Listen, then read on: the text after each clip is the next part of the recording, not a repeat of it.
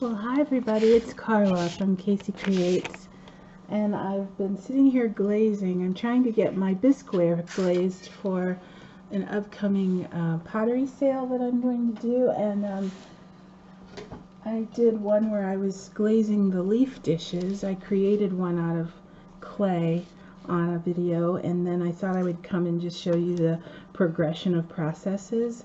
And so I'm also making some sunflower dishes, and these have been glazed once, not glazed, fired, so they are now bisqueware.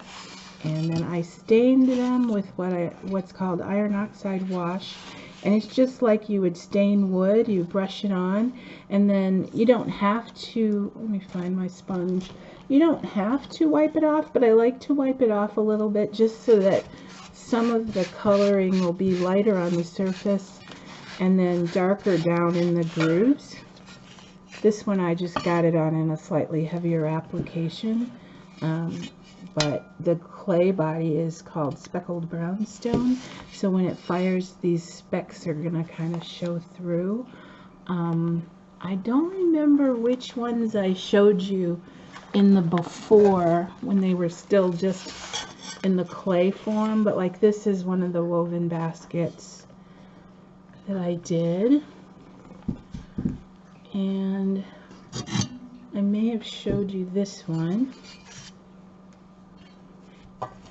I lost a little piece, but I know how to fix it. So this is another one that's an actual woven basket form, and I'm going to glaze this one in a nice nutmeg brown color, and it'll be satin. And then this one, I have a goldenrod chino for my petals of the sunflower. So I'm going to kind of give it the traditional sunflower colors. Now the only thing about the goldenrod chino is when you put it on, it doesn't look golden at all. It sort of looks beige. And those of you who are familiar with glazing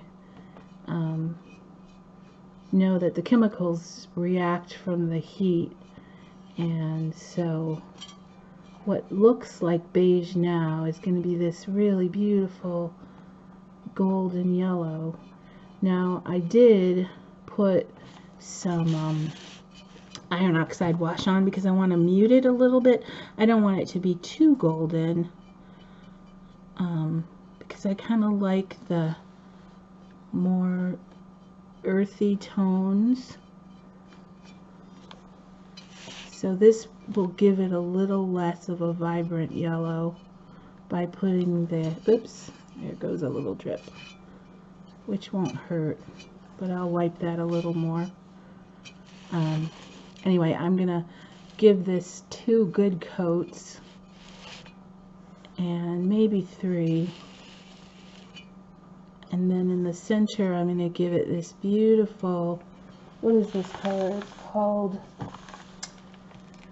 textured amber in the center, so it'll look brownish. I might even put a little halo of green, just to vary it a little, to make it kind of gradually go into the color of brown, in hopes it'll look more lifelike. But this was a really fun dish to make. I had to lay each petal on individually,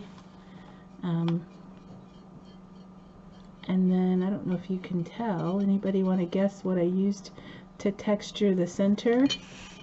I'm sure you can see it. It's bubble wrap. I rolled bubble wrap into the clay and got that seed-like texture. You could do all kinds of things in the center. I've rolled that woven pattern looking mat that you put underneath rugs to keep them from slipping. That makes a really nice texture for the center of the sunflower dish too.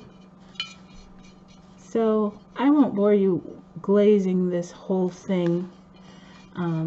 because then I will later, once it's dry, I'll turn it over and do the underside of the petals. And then maybe I'll go ahead and do the center of this one with the textured amber. I can get the lid off. Let's see. So I'm excited. It's always the drudgery is getting it all glazed, but the exciting part is opening the kiln. Now you see it's this beautiful rusty red color, but it's going to be a little deeper brown, and I'm just pouring it in so that I can stretch it all the way around. It makes the coverage go faster. And with these glazes, you definitely want 2 coats and sometimes 3. It's just not as appealing if you don't get it on thick enough. If you get it on too thick, though, then you have the trouble of it dripping onto the kiln shelf. However, since this one is in a dish, I should be okay. And as a matter of fact, I'm going to move that one aside, glaze the center of this one, and give that one a bit to dry. And doing the center on this one first is probably the better idea, because then I can use the yellow to go over it. Actually, it probably wouldn't matter one way or the other.